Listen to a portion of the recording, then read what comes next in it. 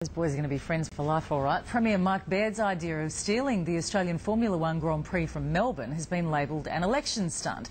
While he wants Sydney to grow as a world destination, critics say the chaos and cost would be an instant roadblock. With his pedal to the Harbour Bridge medal, Australian Grand Prix ace Mark Webber has shown it can be done. Now Mike Baird wants to steal the Formula One from Melbourne. We also want Sydney and New South Wales to be the destination of the world, and certainly we don't think Melbourne's that. Fighting words. From time to time there's a little daydream goes on in Sydney that they can match Melbourne for major events. There's no plan yet, but a Sydney circuit could include the Carl Expressway, the Rocks and the streets north of the bridge. But the Harbour Tunnel may be a little too crowded.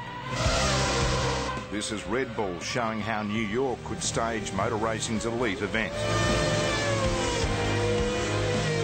If Melbourne has its way, this iPad app is as close as Sydney will get. Victoria has the contract until 2020. Let me make it very clear, we have a contract that's ironclad and nobody can poach it. Victoria's Premier says, nice try, Mr Baird, but the Grand Prix will be staying right where it belongs. This is how it might look from the driver's seat, but weeks of setting up barriers and grandstands could seriously disrupt Sydney traffic. The opposition says it's a silly election stunt. What next? He'll bring Wimbledon and the US Masters to Sydney next. I mean, it's just laughable. The $180 million bid will be spearheaded by Sydney Olympics guru Rod McGeoch.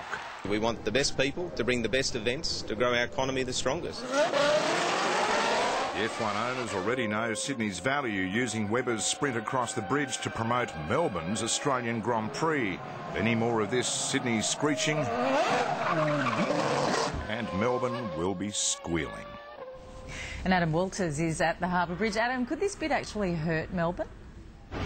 Chris, that's what motor racing insiders are saying, that it could impact on the southern city regardless of whether Sydney wins. Now that there's stiff competition for the event, Formula One boss Bernie Ecclestone could be driving a hard bargain with the Victorians. Maybe not in the current contract, but when that option comes up in 2020, it may well be a case of which state has the deepest pockets, Chris. Thanks, Adam. Adam Walters there, live from the Harbour Bridge.